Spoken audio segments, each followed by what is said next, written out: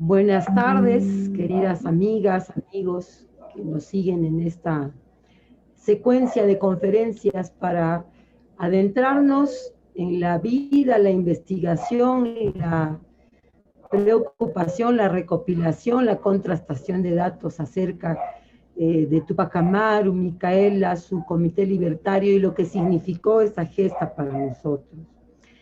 Me es muy grato en este momento contarles con quién vamos a contar hoy. Está con nosotros Charles Walker, que es un escritor estadounidense, sin embargo, amante del Perú y amante sobre todo del estudio profundo de las rebeliones, de los desastres naturales, los movimientos sociales, las situaciones políticas, las comisiones de la verdad y lo que hay antes, lo que hubo después. Él es presidente de la Fundación MacArthur en Derechos Humanos Internacionales y profesor de Historia Latinoamericana en la Universidad de California. También se desempeña como director de su Instituto Hemisférico de las Américas. Y ha sido, pues, por supuesto, autor de muchísimos libros que tienen que ver directamente con nuestra historia, pero esa es una tarea que dejo para la casa, porque son precedentes de algo que vamos a presentarles hoy, que es su libro, el reciente, La rebelión de Tupac Amaru, así fue traducido. Originalmente lo publicó la Harvard University Press en el 2014 y fue traducida luego al castellano con ayuda, respaldo del Instituto de Estudios Peruanos. Sin más decir entonces, los dejo con Charles Walker en el intento del Foro Patrimonialista y la Universidad Yachay de que nosotros nos letremos acerca de nuestra propia historia para investigarla, rebatirla, si necesitamos repetirla, espero que no en algunos de sus eventos, y si necesitamos repararla en otros. Buenas tardes, Charles, y bienvenido. Muchas gracias, espero que me escuchen bien. Bueno, buenas tardes, buenas noches casi en Cusco y muchas gracias a todos por asistir hoy. Quiero comenzar agradeciendo a Tania, la linda presentación, y a todos los amigos, a unos muy conocidos, amigos, colegas de Cusco, que han hecho esta invitación posible, ¿no? Debería haber pasado el mes de octubre en Cusco, pero COVID es el año 2020, ¿no? Ya sabemos, son ya varios viajes. Así que me hubiera gustado hacer esto en persona y espero hacerlo una próxima oportunidad. Bueno,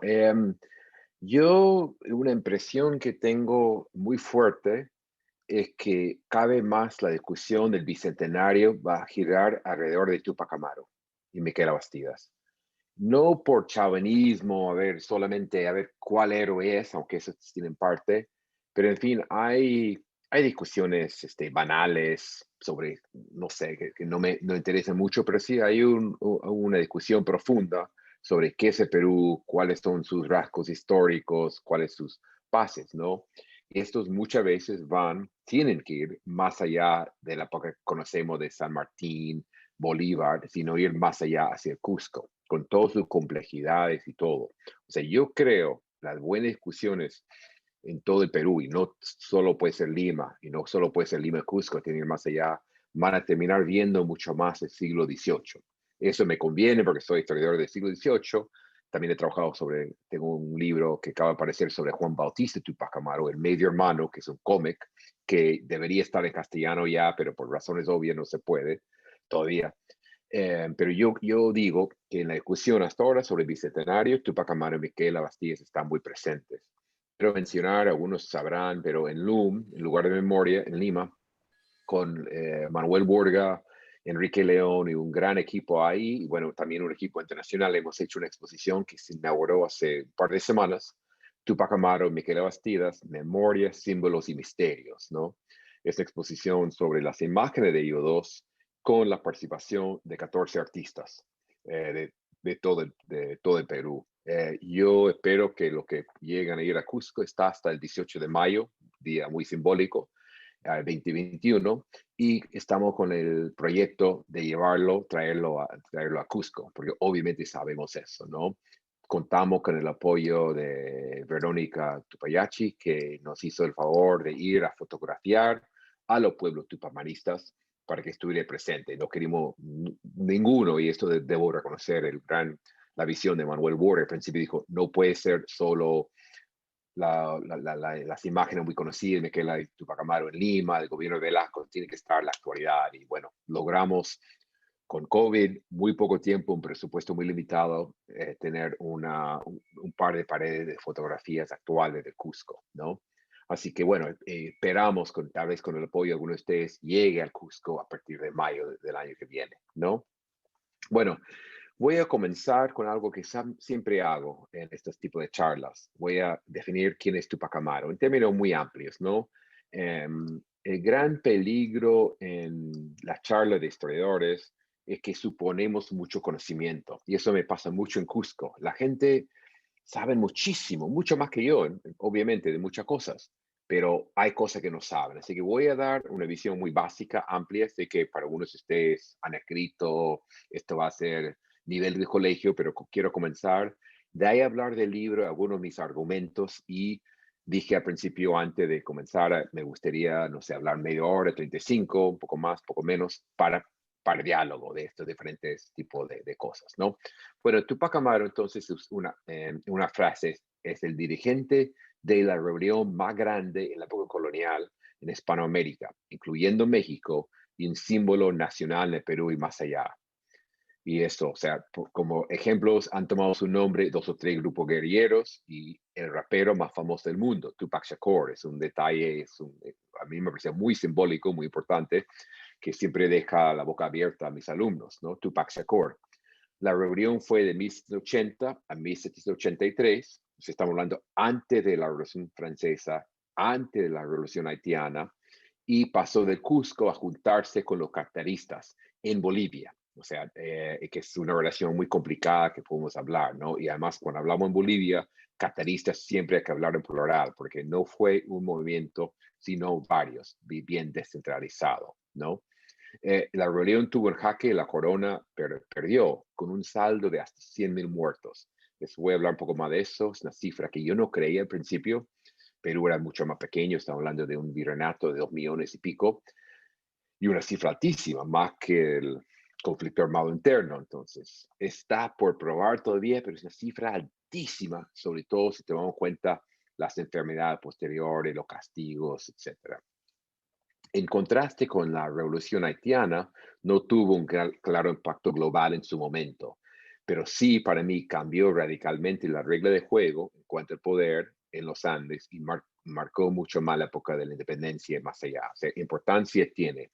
El contraste con Haití, Haití era una revolución de esclavos, enfrentaron a los poderosos franceses, enfrentaron o en realidad tiraron para abajo la economía de azúcar, el negocio transatlántico de los esclavos. Ellos mismos derrotaron estos poderes. Tupac Amaru no tiene el mismo impacto, pero sí, insisto, tiene una tremenda importancia global, y de eso podemos hablar un poco más, ¿no? Micaela, bueno, voy a hablar más de Micaela Bastidas, espero para hacer eso. Entonces, siempre cuando hablo del libro, porque quedamos en vez de un aspecto puntual, voy a hablar un poco general del libro. La pregunta que recibo mucho en Cusco, el libro lo he presentado ahí, no hay muchos ya libros escritos sobre Tupac Amaru. Una pregunta totalmente válida, es una buena pregunta. Y la respuesta es sí, hay mucho escrito. Mi el impulso, mi motivación de alguna forma, es que no contamos con una buena síntesis desde Boleslao Luen en los años 50, es decir, algo que describe bien el evento del principio al final, su impacto, todos los aspectos. Como lo explico en el prólogo, por mucho tiempo me negué a escribir un libro como el libro de Tupac Amaru, hasta que me di cuenta que podría decir algo nuevo. Encontré algunas fuentes novedosas en España, en Lima, algunas cositas en Cusco también, y me animé. Y entonces la idea es que hay muy buenos libros sobre Tupac Amaru y la iglesia, sobre las provincias altas, sobre las mujeres. O sea, son aspectos concretos muy importantes. Yo no voy a nombrar los autores porque no estamos solo gente del gremio de historiadores, pero intenté juntar estas visiones y también hacer una visión más amplia, más general. Esa fue la motivación con la idea eh, de hacer este libro, tomando en cuenta que sí existían muy buenos trabajos ya sobre Tupac Amaru y Micaela Bastías. Queda mucho por hacer. Para la Feria del Libro tuve un conversatorio con Margaret Najarro, una gran historiadora de UNSAC, y Claudia Rosas, una historiadora de la Católica en Lima, muy buena historiadora, y insistimos que falta mucho, que los jóvenes, hay mucho que hacer, no solo jóvenes, los no, como yo, los ya ex jóvenes. Entonces, vamos a hablar del libro y qué son los argumentos principales, cuál es el contenido del libro y qué nos permite pensar hoy en día en el siglo XXI, en este año nefasto de 2020, qué nos puede ayudar en pensar hoy en día estos temas, ¿no? Bueno, en primer lugar, desde el principio pretendía escribir una historia que se dejara leer. El libro no está escrito para especialistas, sino para los interesados en el pasado y en el presente. No enfatizo tanto los debates académicos y más bien la historiografía se encuentra las citas a pie de página. Y eso es importante porque en muchos libros hay en el texto mucha referencia a Carlos Phelan, a Alberto Flores Galindo, a Boleslao Luen, autores cusqueños, limeños. Está bien para los especialistas, pero es una pelea entre amigos o en algunos casos enemigos. Para un público amplio hay que dejar esto al lado y contar la historia. Y esto creo que lo que intenté hacer. Algunos han dicho no, falta más historiografía. Yo creo que sí está muy presente. Yo en mi oficina tengo mi pared de libros sobre Tupac Amaru que no conozco bien, pero está para un público un poco más amplio, ¿no? Resalto más bien el drama, la pasión de los eventos mismos y su relevancia para Perú actual. Siempre tengo ese interés. La historia está escrita sobre el pasado, pero pensando en el presente. Tampoco caigo, creo, en la historia ligera, porque es muy fácil hacer una historia que nos satisface hoy en día, que va a las pasiones, pero el pasado es diferente. Es otro, como dicen algunos, es otro país, es otro mundo. Tampoco hay que pensarlo en los mismos términos, ¿no? Buscar héroes actuales, ¿no? Así que, bueno, eso es lo que intenté hacer. Siempre digo que buscaba un libro, mi mamá, que era profesor de colegio, mis primeros libros, uno es primero sobre Cusco incluso, me decía qué bonitas, siempre me contaba las primeras 3 o 4 páginas. ¿Por qué? Porque la pobre, y era lectora, le gustaban sus novelas, pero era muy pesado, muy académico, quería un libro de difusión. Entonces, pero espero y creo que voy mucho más allá. Y lo que quiero hacer ahora es enfatizar o subrayar algunos de los argumentos míos del libro, cuáles son las novedades. Y ninguno es totalmente nuevo, ¿no? Y en cada de estos temas podría mencionar otros autores que en algunos casos voy a hacer. Pero el primer argumento es sobre Micaela Bastidas, su esposa de Tupac Amaru. Resalto el papel de ella. Mi argumento es que fue clave en la logística y para entender la reunión, su fuerza, sus contracciones o tensiones de la reunión, hay que tomarla necesariamente en cuenta, no a ella, es fundamental.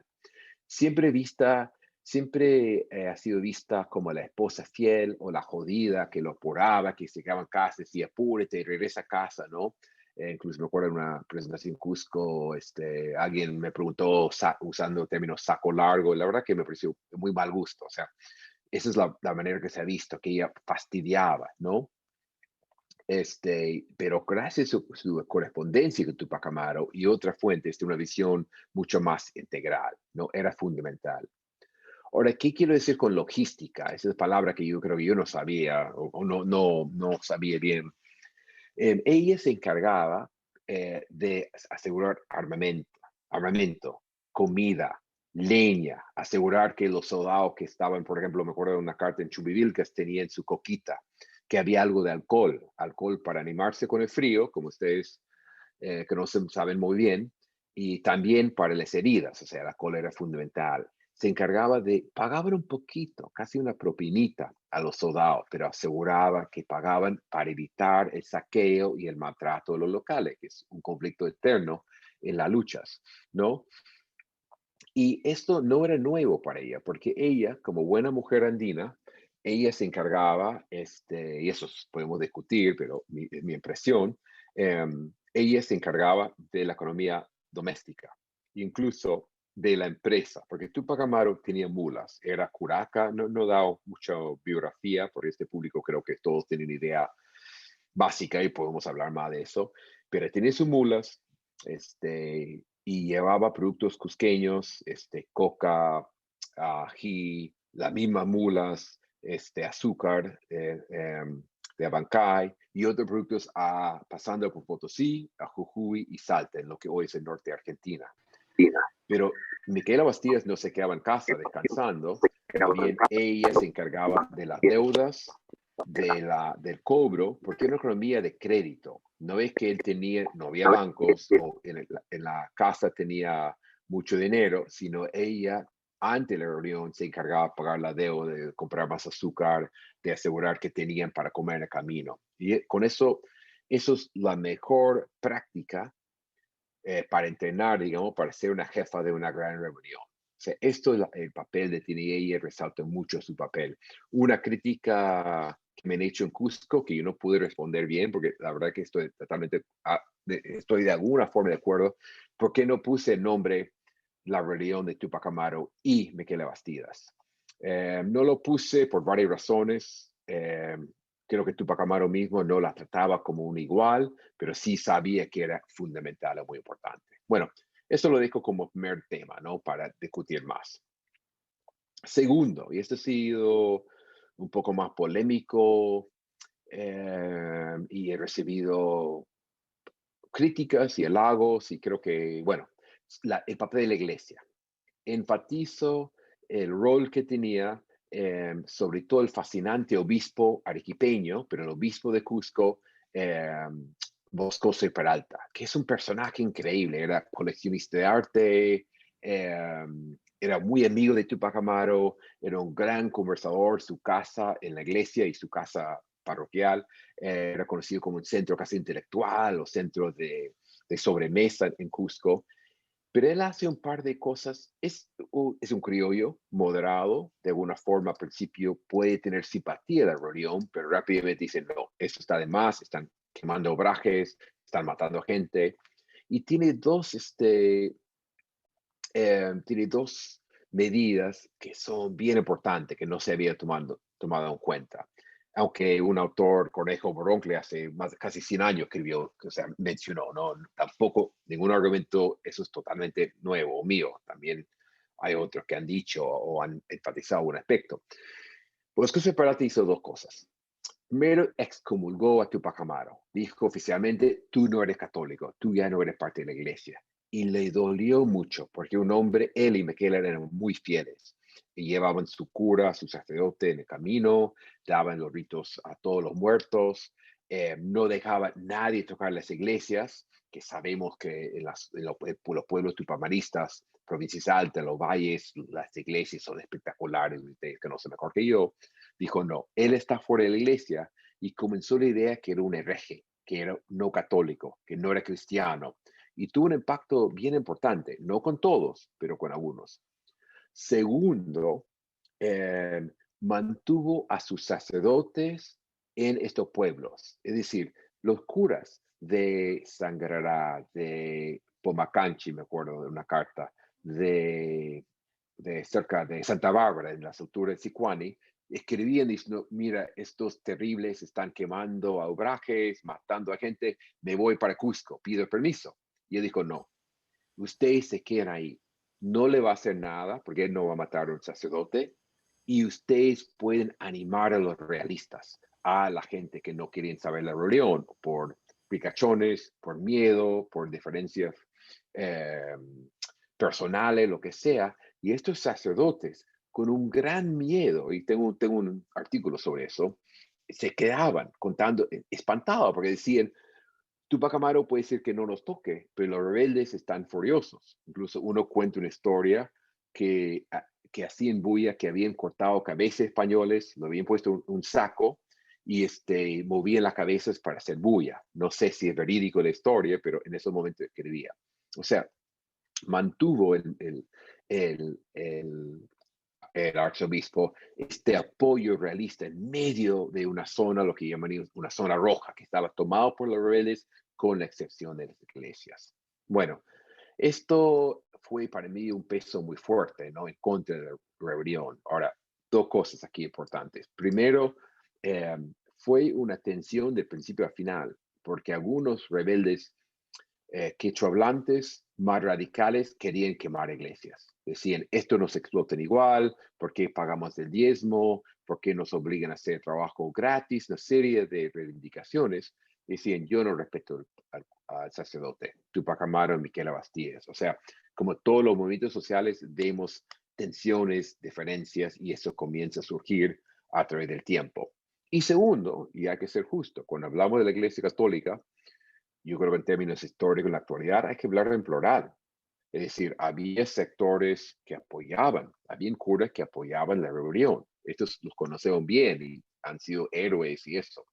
Eh, Criollos, algunos hasta mestizos, que decían, estos son los españoles, nos maltratan y apoyan, pero por otro lado había sacerdotes muy fuertemente en contra de la rebelión. O sea que yo siempre digo en presentaciones públicas, académicas, en mis clases, la Iglesia Católica, hablar en plural, porque si yo digo la Iglesia Católica apoyó 100% a Tupac Amaru, absurdo, pero si digo se puso 100%, tampoco, ¿no?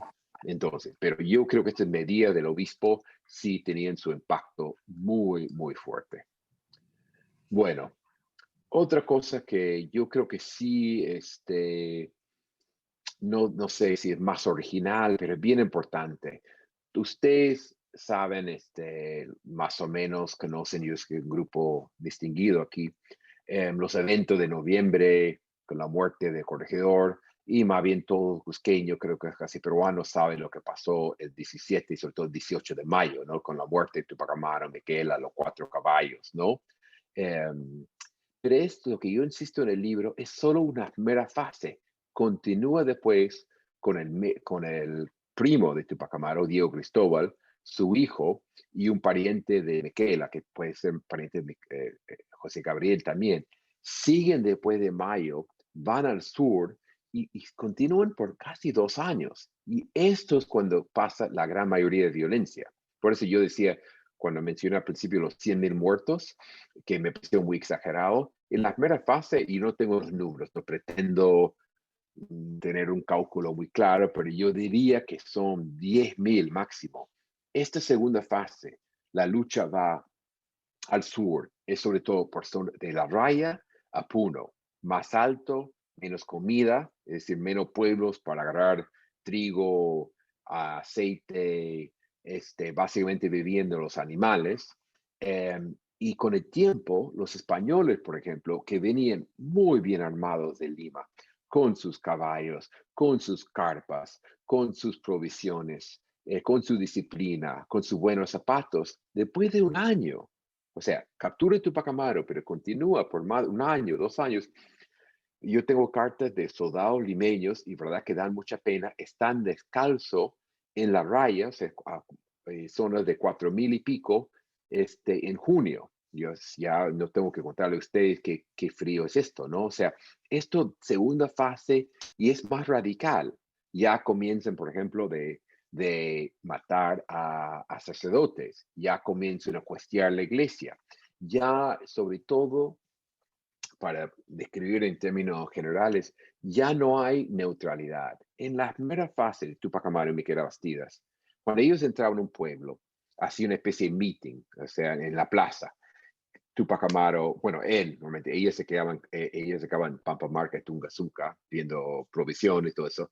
Hablaba en quechua, decía que viene el mundo nuevo, que él tiene el apoyo del rey, toda la plataforma que no he hablado, que podemos tocar más en las preguntas, y prometía un mundo nuevo. Pero, digamos, el bodeguero mestizo podría decir, yo no estoy con ustedes, mis respetos, pero no, yo no quiero meterme, y podría mantener su neutralidad. Llegaban, digamos, realistas pocos días después y el mestizo decía, no, yo no tuve nada que ver.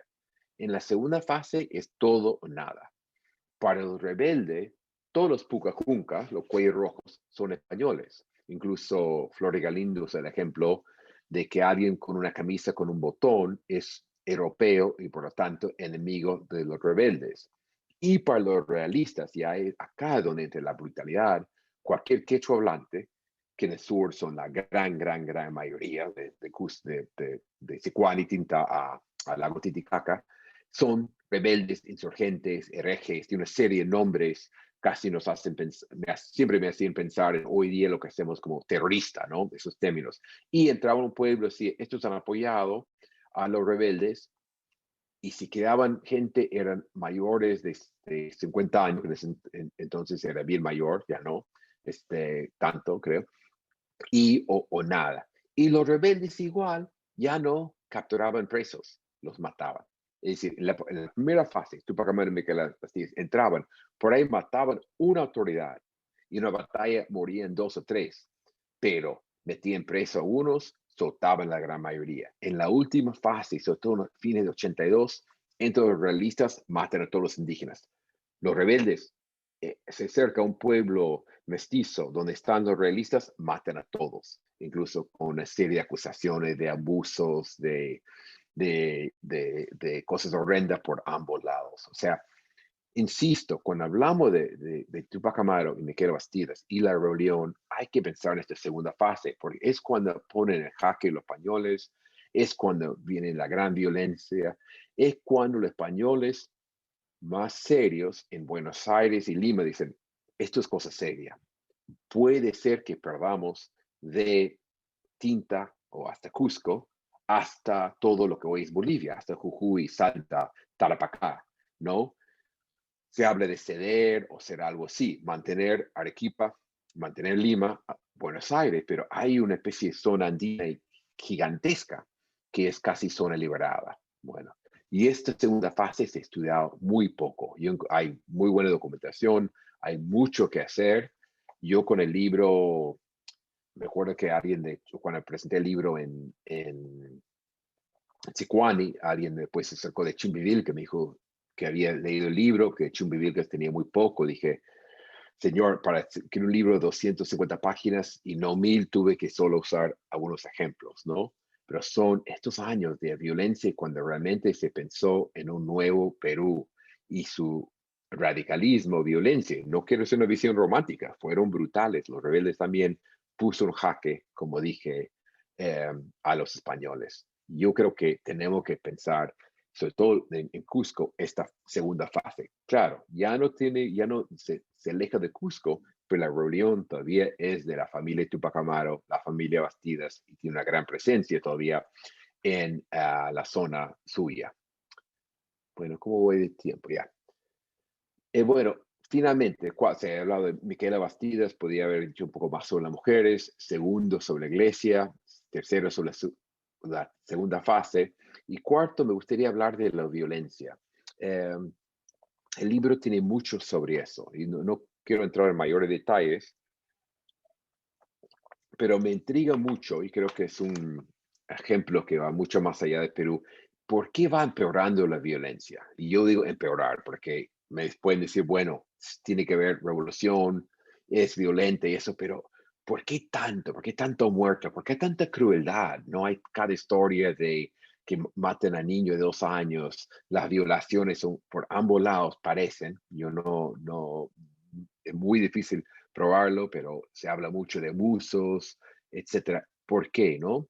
Una lucha que comenzó respetando las reglas básicas terminó en una guerra de castas o una guerra total, donde los realistas, españoles y mulatos, los soldados eran mayormente mulatos, eh, grupo de sectores populares limeños, mataban a cualquier indígena, y para los rebeldes, como dije, el Pucacunca, cuello rojo, se extendía su definición a incluir cualquier que hablaba castellano, usaba, como dije, camisa con botones. O sea, ¿cómo llega a empeorar tanto esta lucha? ¿Es necesario? ¿Es automático en la lucha? Yo no quiero tener una visión muy romántica de eso, porque, bueno, como dicen todos, ¿no? Un par de alumnos hasta ahora de UNSAC, se puede encontrar una charla sobre el libro, me dicen todavía Pucacunca, profe Pucacunca por lo menos, pero es cuestión de entrar más en esa violencia y no solo pensarlo en términos de, ay, los buenos rebeldes tienen toda razón y los realistas son todos malos, ¿no? Es más complejo que eso. A mí, ¿verdad? Que quería una cosa, hay dos cosas que lamento en el libro, no haber hecho más. Uno es sobre los soldados realistas. Estos mulatos venían caminando de Lima. Muchos fueron sacados, llevados de un bar o sus casas eh, y llevados de frente por el camino de Ayacucho al Cusco. ¿Qué vida han tenido? ¿Cuál ha sido su visión de lo que pasaba? Y segundo, y esto no mencioné antes, se me pasó realmente, em, las rabonas, las soldaderas, tienen varios nombres, las mujeres que apoyaban, porque cuando hablamos, por ejemplo, del sitio de Cusco, que es la parte militar que más detallado tengo en el libro, es muy fácil hablar de 2.000 soldados, 4.000 montoneros, 5.000 realistas, pero hay que recordar con Tupac Amaru, las mujeres iban en la vanguardia, preparaban el campamento, espiaban, buscaban leña para cuando las tropas, yo no tengo los números acá, pero estamos hablando de 10 o 20.000 rebeldes que han venido caminando de la zona de Tinte. Ya se imaginen el hambre, la cantidad de papas que van a comer, charqui que llevaban, buscaban piedra para luchar, buscaban constantemente agua, porque el sitio de Cusco, que podemos hablar más de eso, fue en fin de año, diciembre, enero, eh, época de lluvia, pero parece que fue un año de poca lluvia. Y esas mujeres totalmente anónimas, no hay fuentes, hay pocas menciones y nunca su nombre. Bueno, en fin, es otro del aspecto que me hubiera gustado trabajar mucho, mucho más. Bueno, lo que he hecho, lo que he querido hacer ahora es hablar un poco general del libro, algunos aspectos fundamentales, y entonces 4 temas, la segunda fase, la violencia, el papel de la iglesia y el papel de Miquela Bastidas, y diría yo también, otras mujeres, pero con eso prefiero entrar, pregunta, consulta, dudas, un diálogo. Yo sé que estoy con gente que conoce muy bien el tema, algunos expertos, así que adelante, estoy aquí para aprender de ustedes, ¿no? Muchas, muchas gracias.